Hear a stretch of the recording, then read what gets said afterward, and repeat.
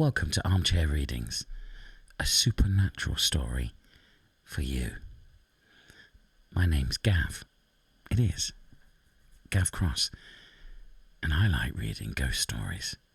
And this one is called The Cold Embrace by Mary E. Braddon. He was an artist. Such things as happened to him happen sometimes to artists. He was a German. Such things as happen to him sometimes happens to Germans. He was young, handsome, studious, enthusiastic, metaphysical, reckless, unbelieving, heartless. And being young, handsome, and eloquent, he was beloved. He was an orphan under the guardianship of his dead father's brother, his uncle Wilhelm, in whose house he had been brought up from a little child. And she who loved him was his cousin Gertrude, whom he swore he loved in return. Did he love her? Yes, when he first swore it. It soon wore out. This passionate love, how threadbare and wretched a sentiment it became at last in the selfish heart of the student. But in his first golden dawn, when he was only 19 and had just returned from his apprenticeship to a great painter at Antwerp, and they wandered together in the most romantic outskirts of the city at rosy sunset, by holy moonlight, or bright and joyous morning. How beautiful a dream! They kept it a secret from Wilhelm, as he has the father's ambition of a wealthy suitor for his only child, a cold and dreary vision beside the lover's dream. So they are betrothed, and standing side by side, when the dying sun and the pale rising moon divide the heavens, he puts the betrothal ring upon her finger, the white and taper finger, whose slender shape he knows so well.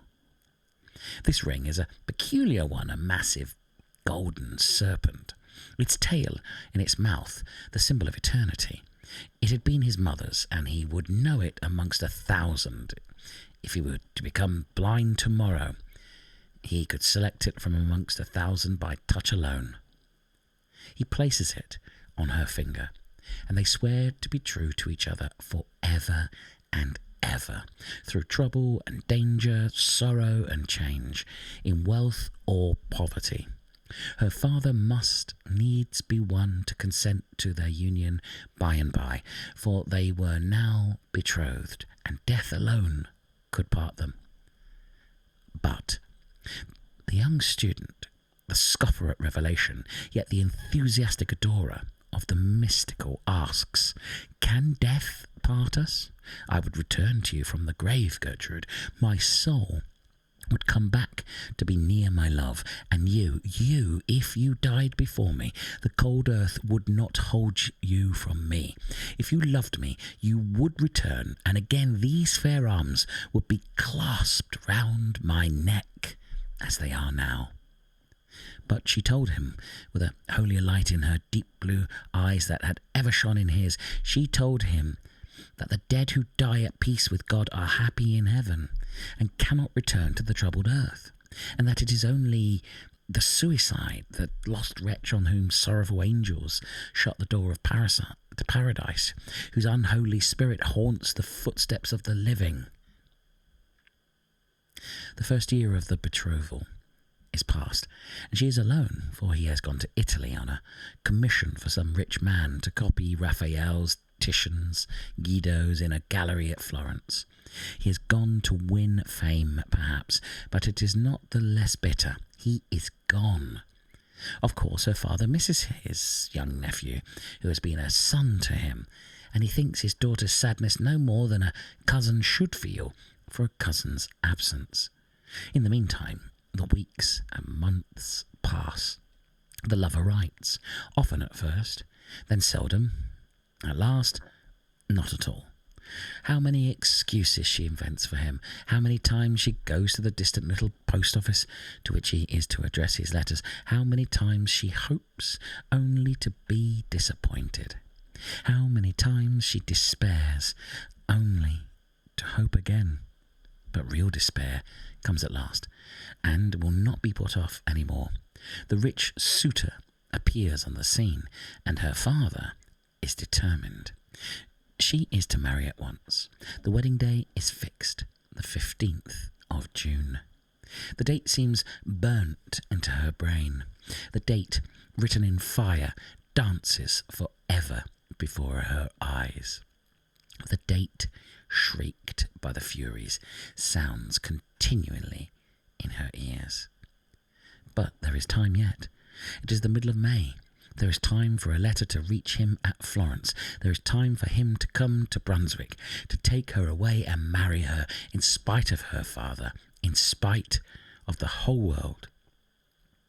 But the days and weeks fly by, and he does not write. He does not come. This is indeed despair which usurps her heart and will not be put away. It is the 14th of June. For the last time she goes to the little post office. For the last time she asks the old question, and they give her, for the last time, the dreary answer, no letter. For the last time, for tomorrow is the day appointed for her bridal. Her father will hear no entreaties. Her rich suitor will not listen to her prayers. They will not be put off a day, an hour. Tonight alone is hers, this night, which she may employ as she will. She takes another path than that which leads home. She hurries through the some by-streets of the city, out on the lonely bridge, where he and she had stood so often in the sunset, watching the rose-coloured light glow, fade and die upon the river. He returns from Florence. He had received her letter. That letter blotted with tears, entreating, despairing. He had received it, but he loved her no longer. A young Florentine, who had sat to him for a model, had betwixt his fancy, that fancy which with him stood in place of a heart, and Gertrude had been half forgotten. If she had a rich suitor, good, let her marry him. Better for her, better far for himself. He had no wish to fetter himself with a wife. Had he not his art always, his eternal bride, his unchanging mistress? Thus he thought it wiser to delay his journey, so that he should arrive when the wedding was over. Arrive in time to salute the bride. And the vows, the mystical fancies, the belief in her in his return, even after death, to the embrace of his beloved, gone out of his life, melted away forever, those foolish dreams of his boyhood. So on the 15th of June, he enters Brunswick by that very bridge on which she stood, the stars looking down on her the night before. He strolls across the bridge and down by the water's edge, a great rough dog at his heels, and the smoke from his short meerschaum pipe curling in blue wreaths fantastically in the pure morning air.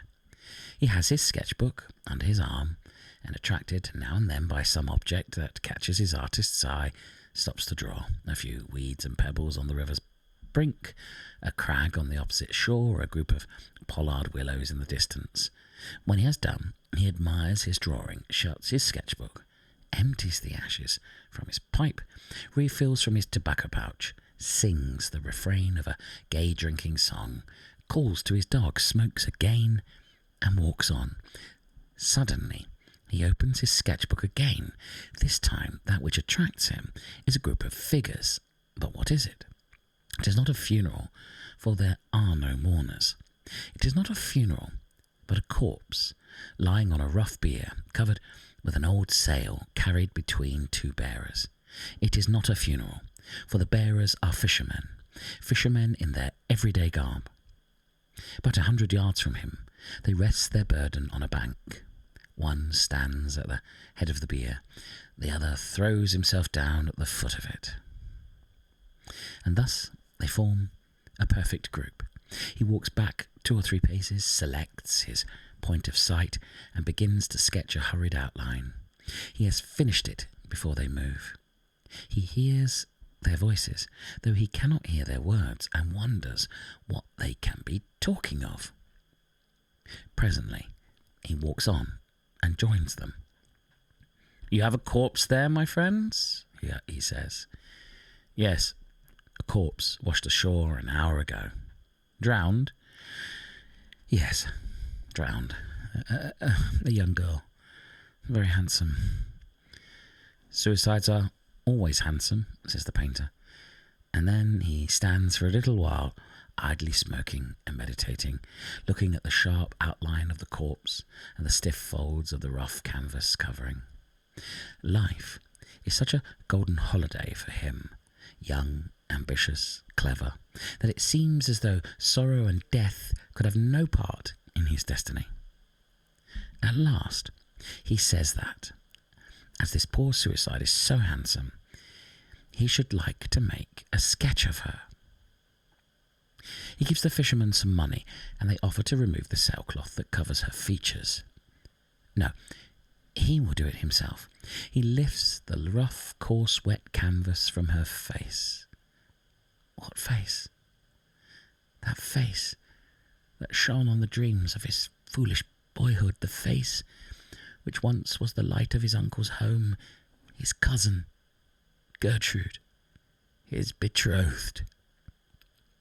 He sees, as in one glance, while he draws one breath, the rigid features, the marble arms, the hands crossed on the cold bosom, and on the third finger of the left hand, the ring which had been his mother's, the golden serpent, the ring which, if he were to become blind, he could select from 1,000 others by the touch alone.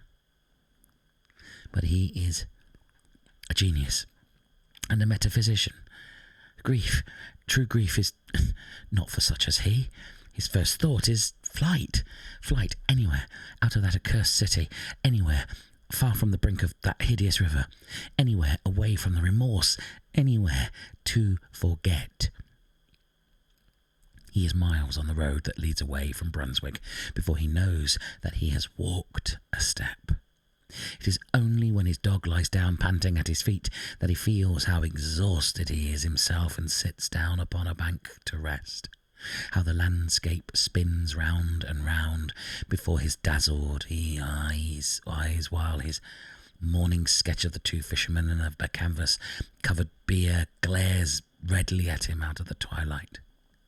At last, after sitting a long time by the roadside, idly playing with his dog, idly smoking, idly lounging, looking as any idle, light-hearted travelling student might look, yet all the while acting over that morning's scene in his burning brain 100 times a minute, at last he grows a little more composed, and tries, presently, to think of himself as he is, apart from his cousin's suicide. Apart from that, he was no worse off than he was yesterday. His genius was not gone, the money he had earned at Florence still lined his pocketbook, and he was his own master, free to go whither he would. And while he sits on the roadside, trying to separate himself from the scene of that morning, trying to put away the image of the corpse covered with the damp canvas sail, trying to think of what he should do next, where he should go, to be the furthest away from Brunswick. Remorse.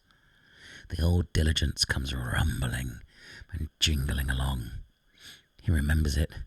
It goes from Brunswick to Aix-la-Chapelle. He whistles to his dog, shouts to the postilion to stop, and springs into that coupé. During the whole evening, though, through the long night, though he does not once close his eyes, he never speaks a word. But when morning dawns and the other passengers awake and begin to talk to each other, he joins in the conversation.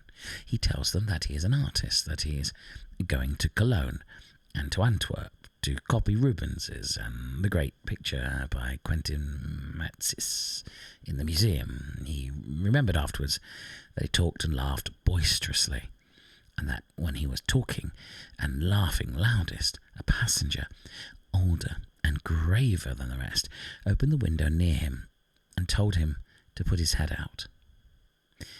He remembered the fresh air blowing in his face, the singing of the birds in his ears, and the flat fields and roadside reeling before his eyes. He remembered this, and then falling in a lifeless heap on the floor of the diligence. It is a fever that keeps him for 6 long weeks on a bed in a hotel in Aix-la-Chapelle. He gets well, and accompanied by his dog, starts on foot for Cologne.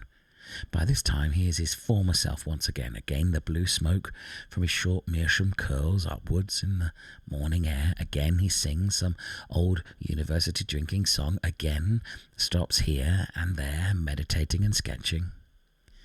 He is happy, and he has forgotten his cousin. And so on to Cologne.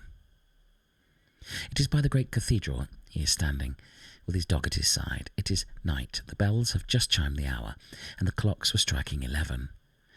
The moonlight shines full upon the magnificent pile, over which the artist's eye wanders, absorbed in the beauty of the form. He is not thinking of his drowned cousin, for he has forgotten her, and is happy. Suddenly, something from behind him puts 2 cold arms round his neck, and clasps its hands on his breast. And yet there is no one behind him, for on the flags bathed in the broad moonlight there are only 2 shadows, his own and his dog's. He turns quickly round.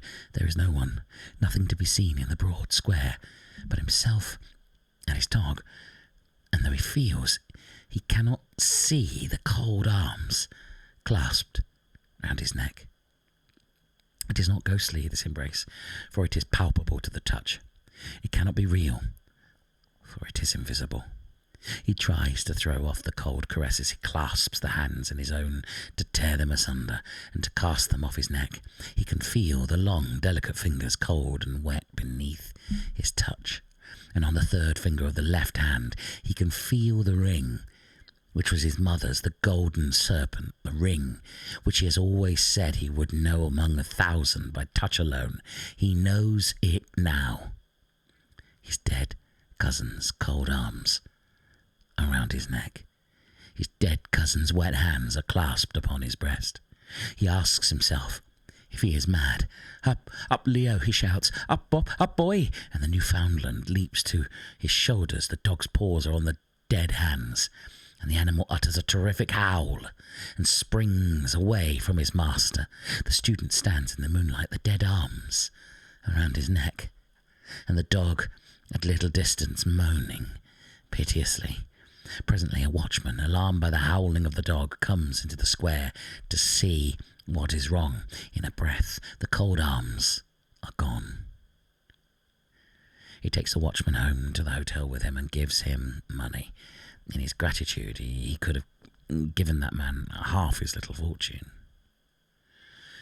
Will it ever come to him again, this embrace of the dead? He tries never to be alone. He makes 100 acquaintances and shares the chamber of another student. He starts up, if he is left by himself, in the public room at the inn where he is staying, and runs into the street. People notice his strange actions and begin to think that he is mad. But in spite of all, he is alone once more. For one night, the public room being empty for a moment, when on some idle pretence he strolls into the street is empty too. And for the 2nd time he feels the cold arms round his neck. And when he calls his dog, the animal slinks away from him with a piteous howl. After this he leaves Cologne, still travelling on foot, of necessity now, for his money is getting low.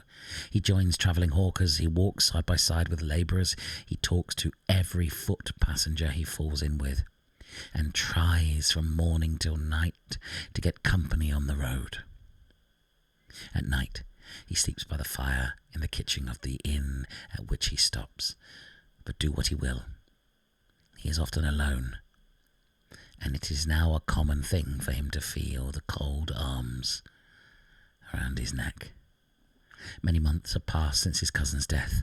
Autumn, winter, early spring. His money is nearly gone. His health is utterly broken. He is the shadow of his former self, and he is getting near to Paris. He will reach that city at the time of the carnival. To this he looks forward. In Paris, in carnival time, he need never surely be alone, never feel that deadly caress. He may even recover his lost gaiety, his lost health, once more resume his profession, once more earn fame and money by his art. How hard he tries to get over the distance that divides him from Paris, while day by day he grows weaker and his step slower and more heavy. But there is an end at last. The long dreary roads are past. This is Paris, which he enters for the first time. Paris, of which he has dreamed so much. Paris, whose million voices are to exorcise his phantom.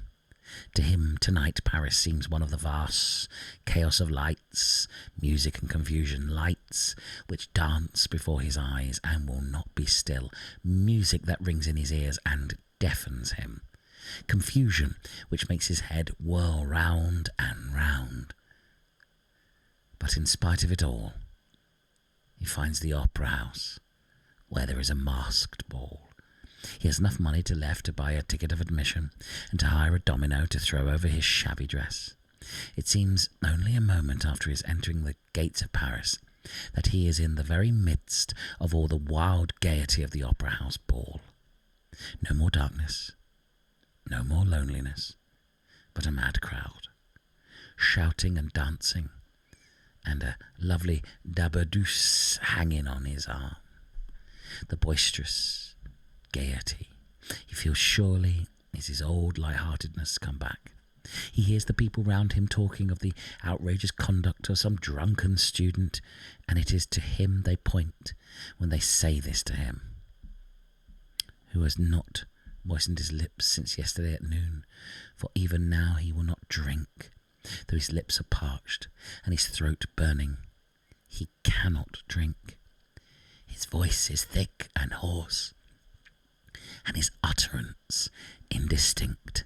But still this must be his old light-heartedness come back that makes him so wildly gay. The little dame douce is wearied out. Her arm rests on his shoulder, heavier than lead. The other dancers one by one drop off. The lights in the chandeliers one by one die out. The decorations look pale and shadowy in that dim light, which is neither night nor day. A faint glimmer from the dying lamps, a pale streak of cold grey light from the newborn day, creeping in through the half-opened shutters, and by this light, the bright-eyed dame douce fades sadly. He looks her in the face, how the brightness of her eyes dies out, and again he looks her in the face, how white that face has grown. And again, and now it is the shadow of a face alone that looks in his. Again they are gone. The bright eyes, the face, the shadow of the face. He is alone. Alone in that vast saloon.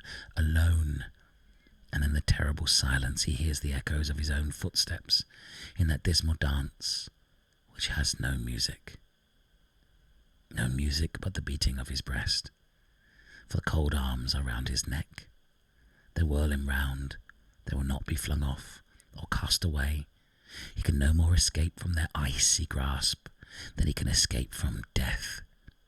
He looks behind him. There is nothing but himself in the great empty salle. But he can feel cold, death-like. But oh, how palpable the long, slender fingers and the ring, which was his mother's. He tries to shout, but he has no power in his burning throat. The silence of the place is only broken by the echoes of his own footsteps, in the dance from which he cannot extricate himself. Who says he has no partner? The cold hands are clasped on his breast, and now he does not shun their caress. No. One more polka, if he drops down dead. The lights are all out, and half an hour after, the gendarmes come in with a lantern to see that the house is empty. They are followed by a great dog that they have found seated howling on the steps of the theatre.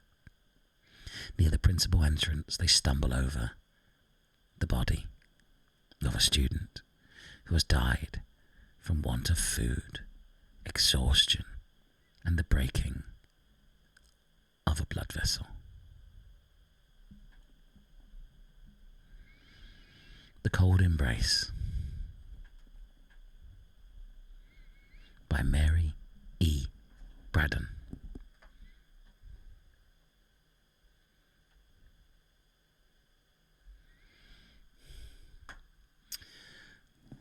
What do you think? I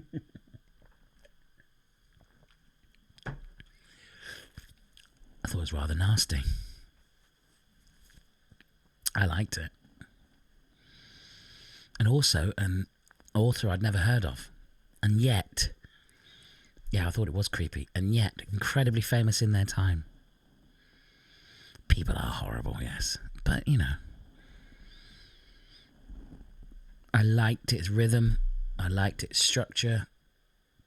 I liked the fact it was this gothic revenge romance. Or was it a true romance? I like the fact it's 150 years old at least. I want to find out now, actually.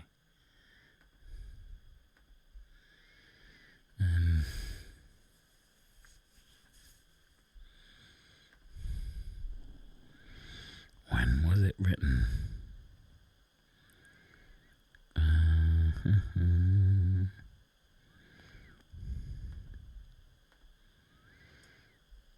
What did you think? It was rather horrible, wasn't it? Very visual.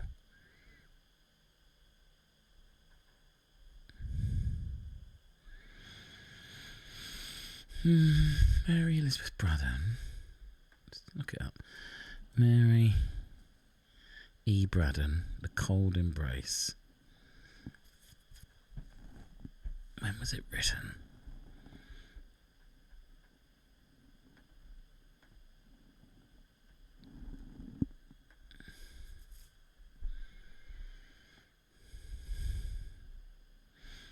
No. Doesn't. I haven't found a date yet. We'll have a look at it in a minute. Ooh, she wrote Lady Audrey's Secret. Yes. Yes, she did. I've heard of it, but I don't know it.